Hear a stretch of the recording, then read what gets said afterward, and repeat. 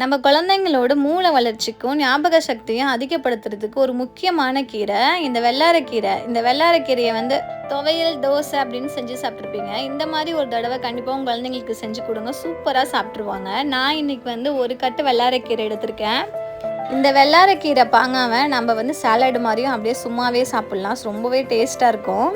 இந்த வெள்ளாரக்கீரை பாங்கா மீன் குழம்புக்கு ரொம்ப அல்டிமேட்டான காம்பினேஷனாக இருக்கும். வாங்க இப்போ பாங்காய் எப்படி செய்கிறதுன்னு நம்ம பார்த்துடலாம். வெள்ளாரக்கீரையை நல்ல தண்ணியில் போட்டு அலசி எடுத்து வச்சுக்கோங்க. காம்பை கட் பண்ணிவிட்டு வெறும் கீரையை மட்டும் இந்த அளவுக்கு நைஸாக கட் பண்ணிக்கோங்க. நீங்கள் எந்த அளவுக்கு நைஸாக கட் பண்ணுறீங்களோ அந்த அளவுக்கு சூப்பராக இருக்கும். நான் பெரிய சைஸ் வெங்காயம் 2 வெங்காயம், ஒரு 10லேருந்து 15 பல் பூண்டை எண்ணெயில் போட்டு வறுத்து எடுத்து வச்சுருக்கேன். வேர்க்கடலையை வறுத்துட்டு பொடி பண்ணி வச்சுருக்கேன். அப்புறம் நம்ம எப்போவுமே யூஸ் பண்ணுற இடித்த மிளகாத்தூள், உப்பு, அப்புறம் பூண்டு வறுத்த எண்ணெய். இப்போது ஃபஸ்ட்டு நம்ம ஒரு பாத்திரத்தில் நம்ம வெள்ளாரக்கீரையை சேர்த்துக்கலாம். இப்போ வெங்காயத்தையுமே சேர்த்துட்டு நான் வறுத்து வச்சுருக்க பூண்டையுமே சேர்த்துக்கிறேன். பூண்டு வந்து உங்களுக்கு எப்படி தேவையோ அந்த மாதிரி நீங்கள் வறுத்து வச்சுக்கலாம். நான் இன்றைக்கி முழுசாகவே வறுத்து எடுத்து வச்சுருக்கேன். இப்போ நம்ம அரைச்சி வச்சுருக்க மிளகாத்தூள் போட்டுக்கலாம், வேர்க்கடலை தூளையுமே போட்டுக்கலாம், உப்பு சேர்த்துட்டு நம்ம எடுத்து வச்சுருக்க எண்ணெயுமே ஊற்றி நல்லா பிசைஞ்சிக்கலாம். உடச்ச கடலை மாவு தேவைப்பட்டால் போட்டுக்கலாம்.